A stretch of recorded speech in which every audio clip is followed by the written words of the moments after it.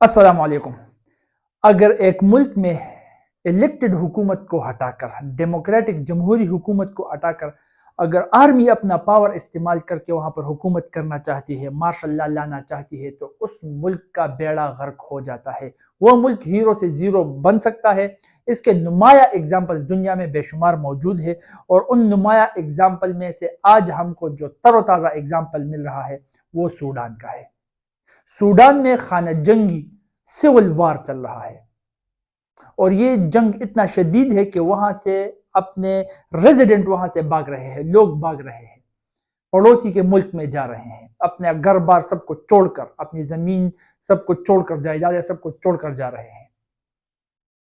یہ جنگ وہاں پر کیوں ہو رہی ہے؟ دیکھو، اگر نقشے پر آپ سوڈان کو دیکھو گے تو آپ کو سوڈان کچھ اس طرح سے نظر آئے گا۔ ایک آپ کو ساؤتھ سوڈان ملے گا، ایک آپ کو نارتھ سوڈان ملے گا۔ اب نارتھ سوڈان میں کل مسلم آبادی ہے، ایک دو کو چھوڑ کر۔ ساؤتھ سوڈان میں تھوڑے کرسچن زیادہ ہیں اور لبرل قسم کے لوگ زیادہ ہیں۔ اب یہ جو لڑائی ہے یہ نارتھ اور ساؤتھ سوڈان کے بیچ نہیں ہے، کیونکہ یہ دونوں آپس میں ماضی میں لڑ کر الگ ہو چکے ہیں۔ یہ لڑائی اب نارتھ سوڈان کے اندر پھر سے دو گروپوں کے درمیان لڑی جا رہی ہے، اور وہ ہے نارتھ سوڈان کے اندر۔ اصل میں یہاں پر اب دو جرنیل آپس میں لڑ رہے ہیں اور ان کی آرمی آپس میں لڑ رہی ہے۔ کیسے؟ سوڈان کی اپنی جو آرمی ہے، official army SAF Sudan armed forces, اس کا جو چیف ہے عبدالفتح البرہان، یہ آرمی چیف ہے، سوڈان کے ملٹری کا چیف ہے۔ اس کی لڑائی ہو رہی ہے ہمدان ڈگالو کے ساتھ، جس کو حمیدیہ کے نام سے جانا جاتا ہے، اور یہ چیف ہے RSF ریپڈ سپورٹ فورس کا، اور یہ ایک پیرا ملٹری ہے سوڈان کے اندر، مطلب وہ ملٹری جو آفیشل آرمی کی مدد کرتی ہے مختلف محاذوں پر۔ آپ کو اب یہ جاننا چاہیے کہ یہاں پر اگر آرمی موجود ہے تو مطلب ملٹری موجود ہے تو پیرا ملٹری کی ضرورت یہاں پر کیا تھی، جو اب آپس میں دونوں لڑ رہے ہیں۔ یہی اگر آپ سمجھے، آپ کو سب کچھ کلیئر ہو جائے گا کہ یہ لڑائی کیوں ہو رہی ہے، کیا ہو رہا ہے یہاں پر۔ اور اس کو سمجھنے کے لیے تھوڑا سا ڈیٹ بیک تاریخ میں پیچھے جا کر ہم دیکھیں گے، جھانکیں گے۔ 1989 میں، 1989 میں سوڈان کا پریزیڈنٹ بن گیا عمر البشیر۔ اب اگر 1989 میں یہ پریزیڈنٹ بن گیا تو اس سے پہلے کون تھا؟ اس سے پہلے عوام کا نمائندہ، عوام نے جو سلیکٹ کیا تھا ایک الیکٹڈ پریزیڈنٹ، صادق المہدی تھا، صادق المہدی۔ اسی صادق المہدی کو ہٹا کر کو کر کے ماشاء اللہ لگا کر عمر البشیر نے اس کو راستے سے ہٹا دیا، اور پاور کا مزہ چکنے کے لیے اتھارٹی خود کے ہاتھ میں لے لی، اور پریزیڈنٹ بن گیا عمر البشیر۔ تو یہ بھی چیف تھا، آرمی ملٹری چیف تھا عمر البشیر۔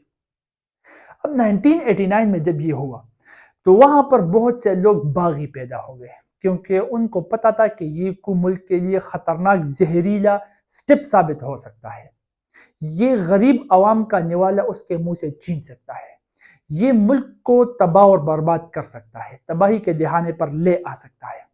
تو باغی پیدا ہو گئے۔ اب ان ریبیلین گروپس کو جو دارفور میں پیدا ہوئے تھے سوڈان کے اندر، ان ریبیلین گروپس کو کچلنے کے لیے اس عمر البشیر نے اپنی آرمی کا استعمال نہیں کیا، آفیشل ملٹری کا، بلکہ اس نے کچھ الگ سوچا، اور وہی کچھ الگ سوچنا ہی آج اس کے گلے کی ہڈی بن گئی عمر البشیر، اور آج سوڈان کی بھی گلے کی ہڈی بن گئی ہے۔ وہ کیا؟ وہ اس سوڈان کے اندر جو اور فورسز موجود ہیں، اور جو غنڈے گروپس موجود ہیں، جو ملیشیا موجود ہے، جو آرمڈ فورسز موجود ہے، ان تمام کو اکٹھا کر کے کچھ ویل آرگنائزڈ کر کے ان کو آرمی کے رینکس میں دے دیے، اور ان سے ایک گروپ بنا ریپڈ سپورٹ فورس۔ اسی طرح سے یہ پیرا ملٹری مختلف مسلح گروپس کو اکٹھا کر کے ان کو کچھ آرمی کے رینکس دے کر عمر البشیر نے اس لیے بنایا تھا کہ یہ ریپڈ فورس مومنٹ ریبیلین باغیوں کو کچلے گا، ان کو ختم کرے گا، اور یہی ریپڈ سپورٹ مومنٹ کا چیف اس نے ہمدان ڈگالو کو بنا دیا، حمیدیہ کو، جس کو حمیدیہ کا نام سے زیادہ تر جانا جاتا ہے وہاں پر، اس کو بنا دیا۔ اس گروپ، اس گھوڑے کا لگام اس کے ہاتھ میں دے دیا، اور اس گروپ نے کر کے بھی دکھایا، اس باغیوں کو، اس بغاوت کو اس نے ختم کر دیا وہاں سے۔ عمر البشیر کا راستہ تو صاف ہو گیا۔ اب عمر البشیر نے اپنے آفیشل آرمی کا چیف برہان کو منعقد کیا۔ اب وقت گزر رہا تھا، 30 سال اس نے حکومت چلائی۔ 2019 تک آتے آتے ملک کا اس نے یہ حال کر دیا تھا کہ لوگ اب گھروں میں رہنے والے نہیں تھے۔ لوگوں کی برداشت کا حد پار ہو گیا اور لوگ سڑکوں پر نکل آئے۔ بہت بڑے تعداد میں اس کے خلاف آوازیں لگ رہی تھی، اس کو ہٹانے کے لیے لوگ ریلیاں نکال رہے تھے عمر البشیر کو۔ اب اسی کا فائدہ اٹھاتے ہوئے جنرل برہان نے سوچا کہ کیوں نہ ہم بھی تھوڑا سا پاور کا مزہ چکھ لیں، اتھارٹی اپنے ہاتھ میں لے لے۔ جس طرح عمر البشیر نے صادق المہدی کو ہٹایا تھا، اسی طرح برہان نے چاہا کہ میں عمر البشیر کو ہٹاؤں گا، اور اس کے لیے برہان نے وہی سٹیپ استعمال کیا جو عمر البشیر نے استعمال کیا تھا، مطلب ریپڈ سپورٹ مومنٹ کا استعمال کیا۔ تو اب ہمدان ڈگالو کا مطلب ریپڈ سپورٹ فورس کا اس نے استعمال کیا۔ تو یہ ہمدان ڈگالو اور برہان آپس میں مل گئے اور انہوں نے عمر البشیر کو اب راستے سے ہٹا دیا۔ اب اس کے بعد 2019 میں فال آف عمر البشیر کے بعد پریزیڈنٹ برہان خود بن گیا اور وائس پریزیڈنٹ ہمدان ڈگالو حمیدی کو بنا دیا۔ وقت گزرتا گیا، 2023 کے اپریل تک اب اس برہان کو یہ محسوس ہونے لگا کہ جس طرح سے صادق المہدی کو عمر نے ہٹایا تھا، البشیر نے ہٹایا تھا، البشیر کو میں نے ہٹا دیا، اب یہ حمیدتی ہمدان ڈگالو جو کہ بہت امیر آدمی بھی ہے، سونا اس کے پاس بہت زیادہ ہے، مائن سے نکال کر اس نے رکھا ہے، یہ مجھ کو بھی ہٹا سکتا ہے۔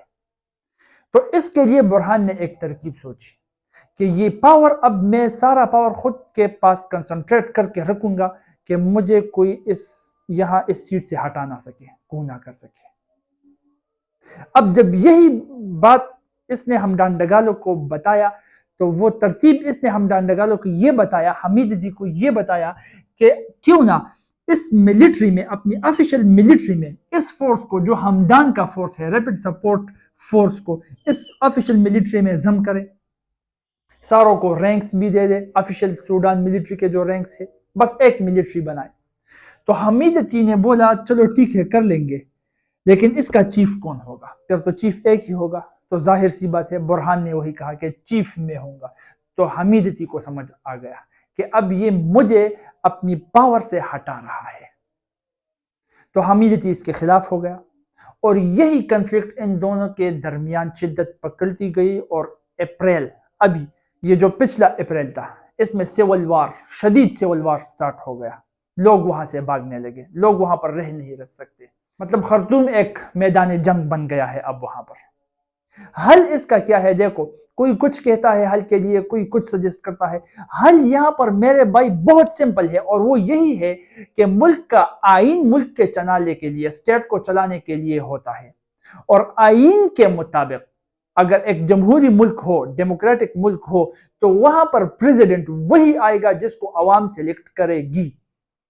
فوج کا سیاست کے ساتھ کچھ لینا دینا نہیں ہے، بس یہی اویئرنس ان عوام کے پاس آنا چاہیے جو عوام اس کے فورسز میں شامل ہو رہے ہیں۔ کچھ یہاں پر شامل ہو رہے ہیں اس کو سپورٹ کرنے کے لیے، کچھ یہاں پر شامل ہو رہے ہیں اس کو سپورٹ کرنے کے لیے۔ تو اصل میں یہی عوام ان اویئر ہے، ان کو اپنے آئین کا، اپنے قانون کا پتہ ہی نہیں ہے۔ بس یہی عوام اگر اویئر ہو گئے تو ان کی بات ختم۔ اب دیکھو نا کتنا شدید جنگ چل رہا ہے۔ اب اس کے پاس تو ایئر فورس بھی ہے، یہ تو آفیشل ملٹری ہے، تو اوپر جہاز سے یہ بمباری کر کے ان کو مار رہا ہے، اور یہ جہاں چھپ رہے ہیں وہاں پر عام لوگ بھی ظاہر سی باتیں رہتے ہیں، تو عام عوام کا گھر بار، ان کی جائیداد، ان کے بچے، وہ سب ایئر فورس کے بمباری میں تباہ ہو جاتے ہیں۔ تو مجبوراً وہ لوگ تو نکلیں گے، وہ تو مہاجر بنیں گے، دوسرے ممالک کی طرف جائیں گے۔ اب اس ریپڈ سپورٹ فورس کو رشیا کا ایک گروپ، ویگنر گروپ، وہ اسلحہ سپلائی کرتا ہے، کیونکہ آفیشل ملٹری تو یہ ہے، تو اس کے پاس اتنا اسلحہ کہاں سے آ سکتا ہے کہ آفیشل ملٹری کے ساتھ یہ جھڑپ کرے؟ تو ویگنر ایک گروپ ہے، وہ اس کو سپورٹ کر رہا ہے۔ اب آپ اپنا دماغ استعمال کر کے مجھے کمنٹ سیکشن میں بتائیں کہ یہاں پر کیا آپ کو رشیا اور امریکہ کو کولڈ وار دکھ رہا ہے، یا یہ ان کا اپنا ذاتی مسئلہ ہے، بس ختم ہو جائے گا۔ جزاکم اللہ خیر۔